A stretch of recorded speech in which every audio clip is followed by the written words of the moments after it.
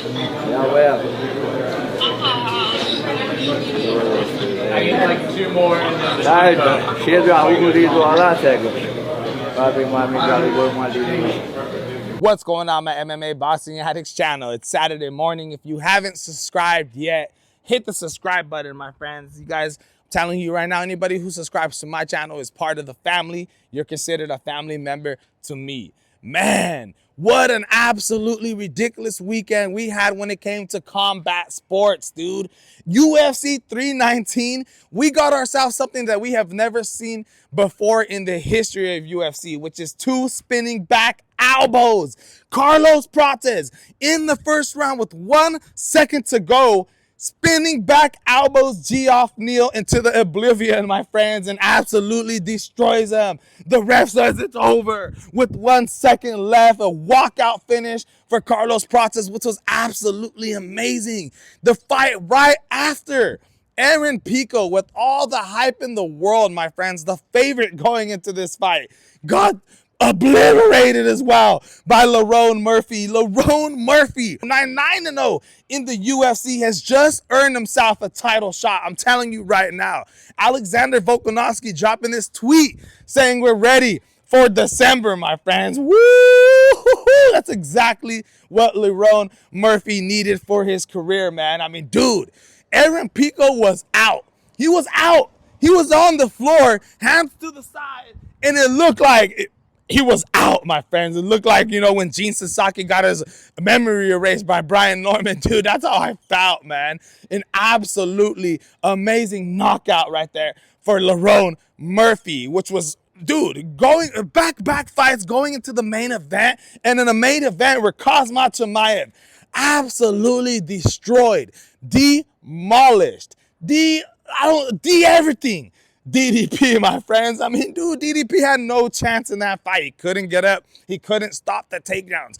Every single, what was it? The first 20 seconds of every single round, Khamzat Chimaev was able to get a takedowns. But it wasn't even about that. When you look at the significant strikes, dude, I swear, all the way up until the 5th round, I think DDP only landed 1 significant strike. You know, Joe Rogan, everybody was talking about how crazy this was, dude. When you look at the final stats, Khamzat Chimaev, over 500 strikes thrown and landed, my friends, where DDP had less than 100.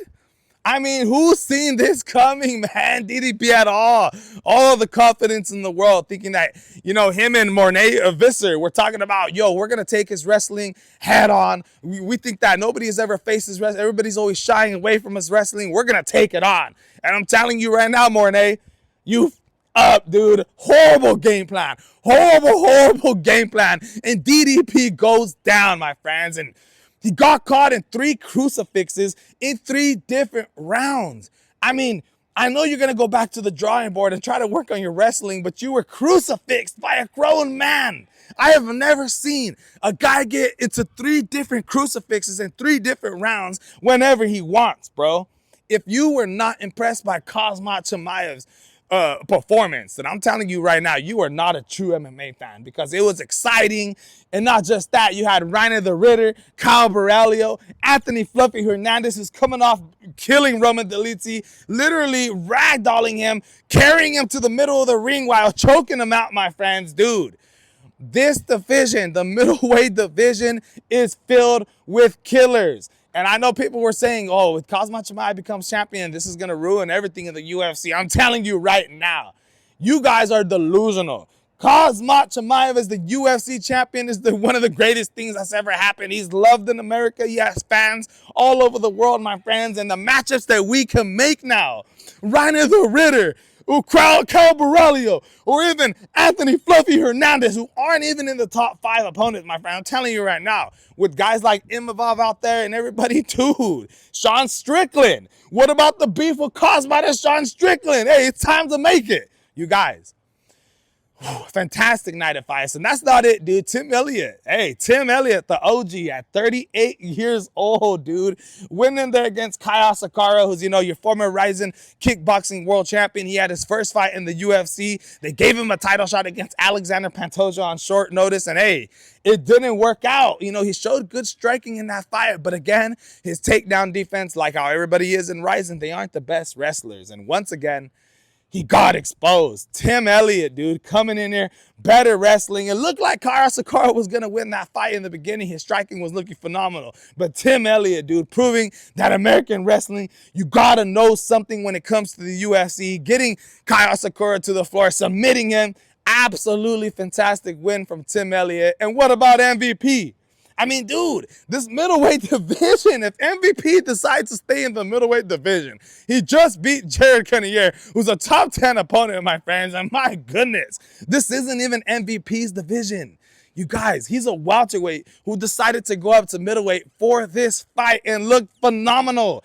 I've never seen striking as good as MVP's in the UFC. The way he's able to keep his hands to the side of him, literally fight like this, is absolutely a treat to watch. The only two decisions on the main card were MVP, Jared Cannonier, and Khamzat. My friends, every single one of those decision fights was absolutely exciting, dude. Khamzat Chimaev gets the win, and not just that, his other Chechnya brother gets the win, Susukayev, who's fighting off the Dana White Contender Series fight on Tuesday. Dana White, said, you know what? You want to fight on Saturday? We're going to put you on a fight. He gives him a fight against Eric Nolan, who's your Cage Spirit welterweight champion. And wow, man, fantastic showing, fantastic fight from both fighters. Like I said, Eric was your welterweight champion. He ain't your middleweight champion. So to be able to go in there against Susukayev, especially when on late notice, that was a good performance, dude. He almost knocked Susukayev out with, a couple seconds to go in the last round. He was dominating the first round, my friends. Dude, the second round comes out, and Susukayev, he lands that little leg kick to the knee of Eric Nolan, and it seems like it buckles the leg, like it hurt his knee. And because of that, he reaches down at his knee. Susukayev is able to, flip around, get onto his back, take him down, my friends, and eventually was able to lock in that submission, my friends. And dude, Susukayev, Khamzat Chimaev, this is absolutely fantastic. I think it's one of the most greatest duos that we can be getting in the UFC. But I'm going to tell you right now, Susukayev, you better work on your striking, because Eric Nolan isn't a world-class UFC fighter. And once you start going up against these world-class UFC fighters, it's gonna be rough, man. But good performance from Susukayev. An absolutely amazing card, my friends.